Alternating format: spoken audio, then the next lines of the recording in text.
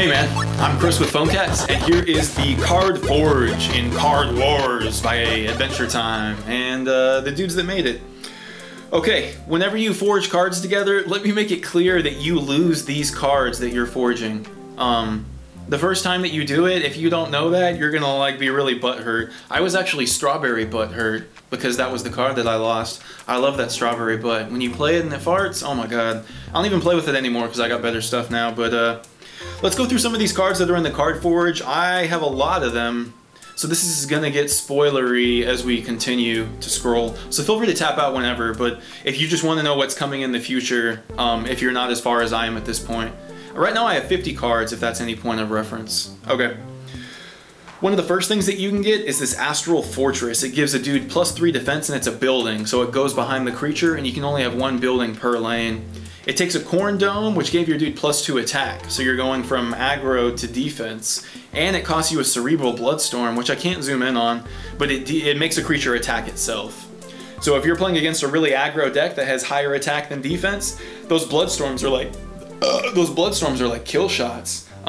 If you're playing a defensive deck, then they're like dead cards. These initial ones are all stepping stones to higher tier cards. Alright, you're gonna get these Traveling Farmers on their unicycles pretty early, really weird. 1 mana for a 5/5, which is decent in the early game. And then it gains +1 attack for every adjacent lane next to it on either side whenever you floop it for 1. So every turn, if this dude doesn't have any friends next to him, you can pay only 1 mana and he gets +2/+0. So first time that you attack, no, play it, floop it. There's no summoning sickness in this game unless you go first. Play it, floop it, swing for 7. But it's weird because normally you would want your board to be full, so it's kind of like this weird bittersweet situation. You do need these on your quest to get Corn Huskers, and if you're starting out with a Corn deck, which I think everyone does, but I still have no idea because this is only a single player game. Anyways, to build one of these dudes, it does take one of your basic guys, a Corn Ball, and it takes a Wandering Bald Man, which are nice for swamp decks, which I'm playing right now. I'm playing that Corn Swamp Hybrid. What do we got? Here's a Sand Angel. If you're playing the Palm Tree deck, which is really weird to me, you floop it, choose one of your creatures, and gives it +2 defense. So you can do it to itself or any one, so it gives you the choice, which is kind of cool. Another stepping stone kind of thing to the Mayonnaise Angel, which we'll hit on eventually. Alright, these poultry guys seem like a staple of the blue deck, or you'll see them a lot whenever you're playing Finn initially. 1 mana for a 2/6, and then you can floop it for 1 and gain 2 magic points next turn. Don't even know what to think about it. So if you have this in play and every turn you're flooping them, you're basically playing with 6 mana for the rest of the game? Because that seems like a big advantage. And Finn's very mana special ability too, so that could be the name of the game with that deck. You can see what these take. I'm not going to cover all the ingredients. They're hard to make, dude. Let's see. Right now I'm running a couple of these gray Ibats in my main deck. It's 1 mana for a 3/5 and you can floop it to deal 2 damage to opposing creature. I just hope that's another thing that's going to level up over time. See, if I want more of these guys, and they're mediocre, I mean it's not like I would quest specifically for them, but since I already have one of these orange slimies, ooh, I can zoom in, then I just need more sand Ibat. So I need to play whoever's on the map that has the sand things and hope to get chests. I think. I still have no clue what the best way to like sprint for cards in this game is. What do we got? Mace Stump. Ooh, I need to get these guys. I like them. 1 mana for a 6/3, so they're really aggro. And then you can floop them for 3, which is kind of high, but they'll pop the opposing lane for 3. So anything that has a toughness of 9 can get killed by this guy, which seems pretty strong. And what does he take? A Grape Slimy? So I got to play the blue deck again if I want to try to get on those. Yeah, that's way better than Teeth Leaf, right? Right? Let's keep moving. There's a lot more cards, dude. This deck has so many cards, but with the timer and what it takes to actually get the cards, like, they want you to play this game for life. What's this spell? Teleport. Choose one of your creatures and return it to your hand. I don't see the significance of this yet. It just seems like it's a big like building block to get some of the higher up cards. Oh my god, why did I even build one of these? These improved Sugar Imps seem so lame. The rainbow cards are always dumbed down because they're rainbow and any deck can run them. Heal adjacent creatures for 2 points. It's 1 mana for a 1/4. pretty weak, but it takes 2 very common cards, so that's fine. Abduction, choose one of your buildings and move it. Oh my god, I don't like that at all. Alright, finally getting some heart cards. Blueberry Genie, I like that, and it's not spelled genie, like G, it's D-G, D-G, D-J-I-N-I. This one heals your hero for 2 points, that's direct healing directly to you, which is pretty nice. Alright, finally getting to something that I love. I'm gonna feel sad whenever I leave Corn decks because these Husker Knights are one of my favorite cards. 1 mana for a 6/3, and you can flip them for 3 and pump up dudes on either side for 2. I don't know, it just seems like a staple for me right now. I don't know what these guys are gonna level up into, but I thought there was something in the Adventure Time Card Wars episode to where all your Husker dudes or Corn Huskers got +1/+1 for each corn on the battlefield? Or do I have that wrong? Anyways, I'm running 4 of those Huskers. I got one of these sandcastles. It gives dudes +2/+2. Let's see. If you're playing blue, these Woads are pretty awesome. Whoa, dude. Whoa, dick. Time Walker. Damage done to opposing creature next battle phase goes directly to the hero. Man, I was playing against a blue deck, and my goal was to not take less than 5 damage, or to only take 5 damage, and these Wodic dudes would come into play, floop, and then just cruise in for 5 damage. It was so annoying. They seem unique just because of that. Oh no, I backed out. Where am I going? Craft cards. Alright, we're back. That was a smooth transition. There's so many of these, dude. I don't even know if I'm going to make it till the end. Nice Ice Baby. It's a rainbow card. You can floop it, and creature in opposing lane cannot attack next battle phase. So it basically freezes the opposing creature. That seems really strong, and I don't know. I need to look at the ingredients for that. I need a heart.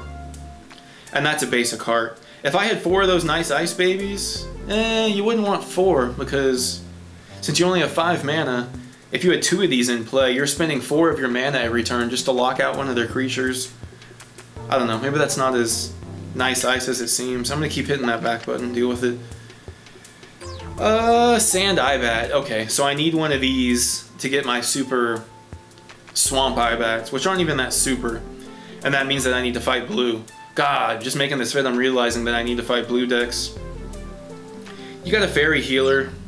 He takes a lot of stuff. It's 1 mana for a 2/7, and then it heals adjacent creatures 3 points, so that's pretty cool. Oh my god, I think I remember this guy from the episode. He's so bad. It's like a troll card. 1 mana for a 2/3, and you flip him for 1 damage, and he deals 4 damage to a random creature, including your own. So, feel free to roll the dice on that. Oh my god, there's so many more cards, y'all. Like, I don't even know if it's going to be like 5 hours long or how this would go. Ordinary Ninja, 1 mana for a 4/1. You can flip him and deal 3 damage to a creature in opposing lane. He's an Ordinary Ninja. There are some higher level ones that are going to come into play later. He takes a Wodic and one of these good eyeballs. Adjacent creatures gain +3 defense. See, you got to decide if you prefer the defense buffing of the Palm Tree dudes or the straight healing of the Heart team. God, this game's so crazy. There's a Great Butt. I don't think it's as good as Strawberry Butt, but it does take a Strawberry Butt to create it. Destroy one of your buildings and draw 1 card. I don't like it. I don't even like buildings. Okay. I think we're starting to get to some juicier cards here. Yeah, we'll keep rolling. I was going to make a separate vid just for some higher top tier cards, but these aren't even like top tier. They're just some of the cards that stand out to me. That whenever you're facing them, you're like, oh crap. 2 mana for this swamp dude called a Green Merman. Deal 3 damage for each building. For each enemy building. To a creature in the opposing lane. I like this guy just as 2 mana for a 6/12 wall. And then if your opponent dares to play 1 too many buildings, like if they get 2 buildings out, being able to floop for 2 mana to deal 4 damage is solid. And then attack for 6 and still have a 12 defender wall. If I had 4 of those, I would probably run them. It's just weird, man, because in the first couple turn, or the first turn, you want to fill up the entire board. And that means that you need 1 drops. So like 1, 1, 1, and then a 2 drop, I guess is the way to do it. This Evil Eye, it's rainbow, so it has mediocre stats. 2 mana for a 5/5, lower the attack of the opposing creature by 4, and that's only 1 mana to floop it, so that's kind of cool. And if you're running a crazy rainbow deck, that's when you would need to run the rainbow cards. Some of the challenges to get hearts or stars on your... Yeah, you replay the same levels, and that gives you more stars. And then when you get 3 stars, you get 1 gem. And while you're doing that, some of these challenges are going to make you play a rainbow deck of all 4, not even all 4. There's 5 colors, but you're going to play 4 of them. Anyways. Okay, some of these cards are ones that I haven't even seen yet, so these are going to get a little random. Psychic Tempest. I want this so bad. Opponent cannot cast spells next turn. No, I don't. The first time I saw this card, I thought that it was... They can't even cast creatures either, and that would be like good game. Like taking a time walk. I just need a Wizard's Migraine to get that, but I don't know. Spells aren't that good at this point. Blue deck, huge wall, 2 mana, 3/13. Ancient Scholar, return a creature from the discard pile to your hand. Oh my god, I don't even know how I feel about that, because right now I'm playing Dr. Donut as my hero, just because every 3 turns he can return something from the graveyard to his hand. I couldn't imagine playing a deck where all your creatures did that. That would be really crazy. It does cost 3 mana and a floop, but you could be doing that every turn. Ah, Jesus. Oh my god, there's so many cards left, but they're getting better, so it's like an uphill battle. Whatever, if you're into Card Wars and you haven't seen these yet, I hope these are juicy. 2 mana, Lime Slimy for an 8/8, and it's in the Palm Tree land type. This creature and adjacent creatures gain +3 defense. I don't really like it. I don't care for that. Another Palm Tree. Okay, now we're getting the good stuff. 2 mana for a Sand Snake, and it's a Palm Tree. Floop it, lower the defense of the creature in the opposite lane by 5. So play this for 2, floop it for 3. The defense of the thing in the other lane goes down by 5, and it's a 12/7. I would switch to Sand if I had more of those.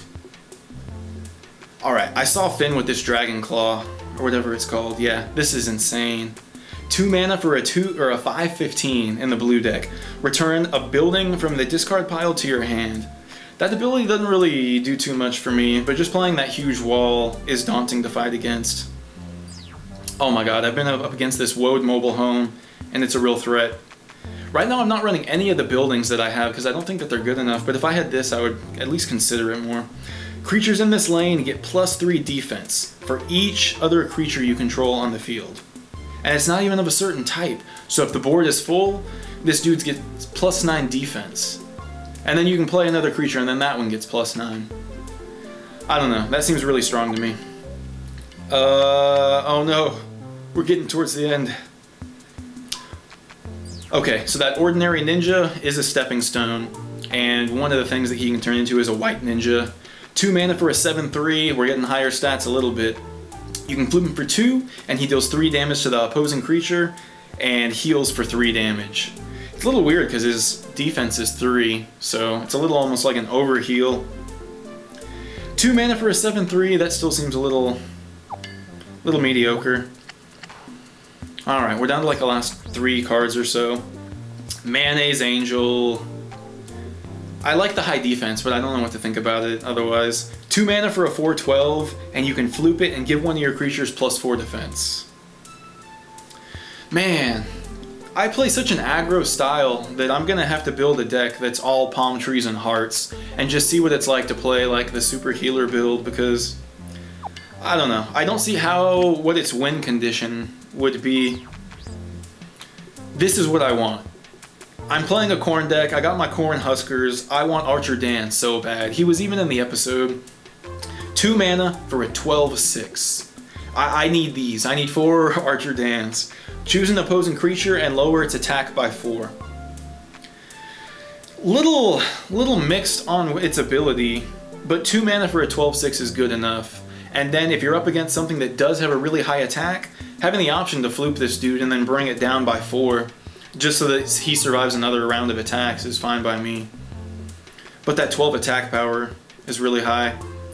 Alright, last card. This is all I got, people. I didn't even know there was a blue stump, but there is.